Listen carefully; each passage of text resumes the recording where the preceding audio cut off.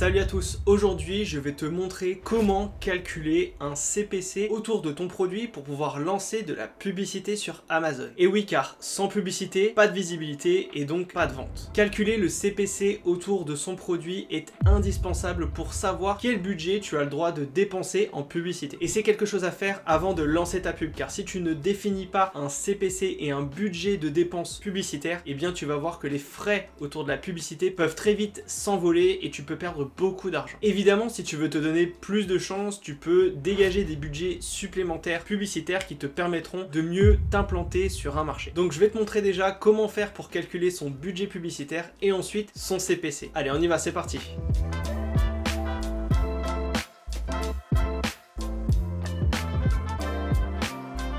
Salut, c'est Romain, bienvenue sur ma chaîne où j'aide les jeunes entrepreneurs à développer leurs revenus en ligne. Tout d'abord, je voulais te faire un bref rappel sur la publicité sur Amazon. La publicité fonctionne sous format d'enchère. Pour faire simple, plus tu vas mettre un CPC haut sur un mot-clé ou une fiche produit, et plus tu t'assureras d'avoir la visibilité et d'être visible par Amazon. Donc, tu dois mettre en place des stratégies d'enchère par rapport à la concurrence. Pour faire simple, celui qui met le plus d'argent sur la table remporte la mise et obtient les meilleures positions sur un mot-clé ou une fiche produit. Donc tout va se jouer avec le CPC. Le CPC, ça signifie coût par clic. À chaque fois qu'un visiteur va cliquer sur ton annonce publicitaire et qu'il va se rendre sur ton listing, eh bien tu vas payer, qu'importe s'il achète ou non. Ton objectif ici est donc d'avoir le plus de visibilité possible sur l'ensemble des mots-clés autour de ton produit, potentiellement aussi avoir de la visibilité sur des fiches produits afin d'attirer le maximum de trafic sur ton listing. Et ce qui va vraiment te permettre de faire des ventes, c'est le taux de conversion. C'est la raison pour laquelle on essaye de travailler des listings ultra optimisés pour augmenter ce taux de conversion. Alors au final, pourquoi faut-il faire de la publicité? Est-ce qu'on ne peut pas faire des ventes en organique?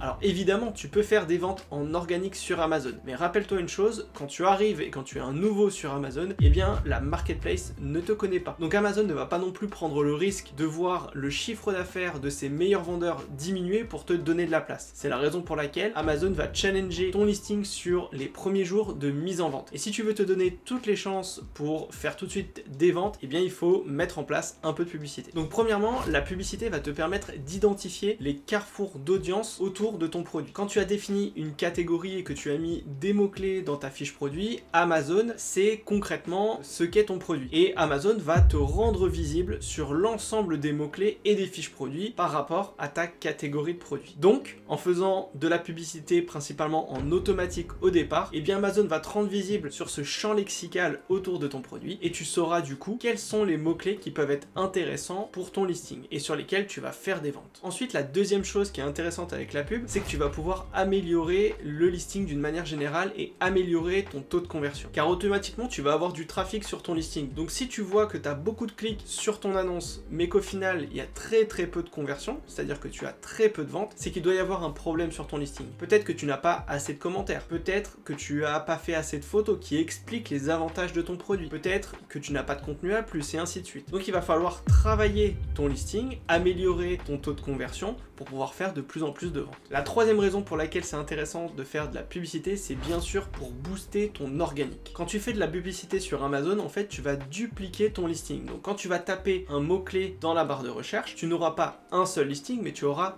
deux listings. Un listing avec un petit badge sponsorisé dessus et ton listing organique, c'est-à-dire sans publicité. Quand les gens vont cliquer sur le listing sponsorisé, tu vas dépenser de l'argent. Si tu fais des ventes, eh bien c'est tant mieux pour toi. Par contre, sur l'organique, quand les gens vont cliquer sur l'organique et passer une commande, eh bien là c'est comme si tu faisais de la marge à 100% parce que tu ne payes pas de publicité via l'organique. Donc l'objectif est très simple, c'est de faire le maximum de ventes sur un mot-clé, donc mettre en place de la visibilité via la publicité pour être visible dans les meilleures positions, faire des ventes via ce listing sponsorisé pour faire grimper ton organique. Et plus ton organique va monter dans les résultats de recherche, plus ensuite tu pourras peut-être arrêter ta publicité et faire des ventes uniquement en organique. C'est un peu le principe du tire-fesse, c'est que ta publicité c'est le manche du tire-fesse, donc l'organique c'est toi, tu es sur le tire-fesse, tu vas monter, et à partir du moment où tu es arrivé en haut, eh bien tu vas lâcher le tire-fesse et tu vas pouvoir aller prendre un petit verre en terrasse. Voilà, maintenant que tu as compris à quoi sert la publicité, publicité, on va pouvoir en lancer une sur Amazon. Mais avant d'aller dans le gestionnaire de campagne, il va falloir que tu calcules le fameux CPC. Donc ici, je vais te montrer quelques calculs à faire très rapidement pour garder ta rentabilité. Bien évidemment, ensuite, si tu veux mettre en place des stratégies un peu plus agressives, je te montrerai concrètement comment tu peux le faire, ce qui te permettra de t'implanter sur un marché et ensuite de passer aux autres stratégies. Alors on va d'abord partir d'un constat assez simple. On est en train de lancer un produit autour de 40 € TTC en prix de vente. Ensuite, notre marge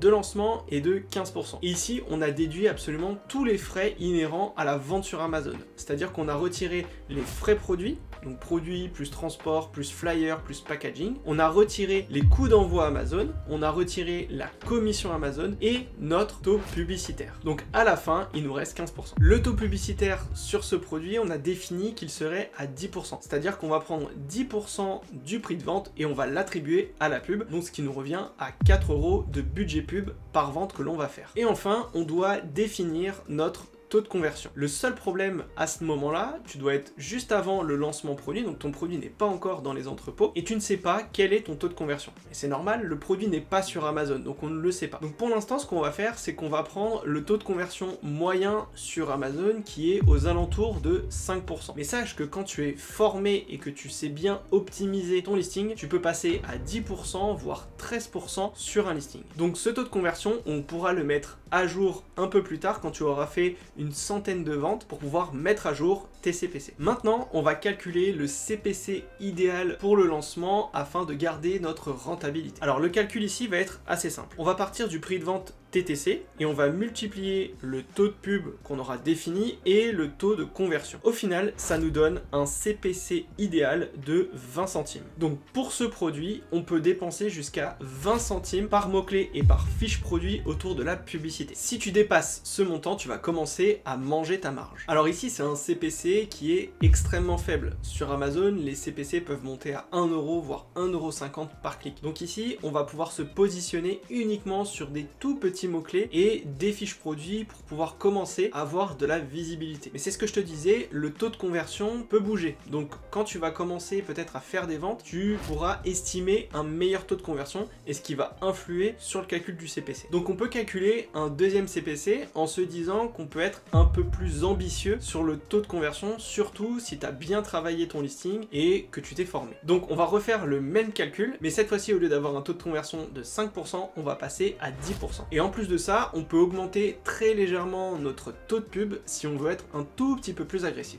Donc le calcul reste le même, on va faire 40, donc 40 € multiplié par 15%, donc notre nouveau budget publicitaire. Juste avant, on était à 10% et on va multiplier par notre nouveau taux de conversion, donc 10%. Au final, avec ce nouveau calcul, on arrive à un CPC de 60 centimes. Donc en étant un tout petit peu plus agressif en publicité, c'est-à-dire au lieu de passer de 10% de budget pub à 15% et surtout en ayant un meilleur taux de conversion, eh bien le CPC passe de 20 centimes à 60 centimes. Donc là, potentiellement, on peut aller sur des mots-clés un peu plus intéressants pour nous et on conserve toujours notre marge de 10%. Donc là, on n'est plus à 15, on est à 10%.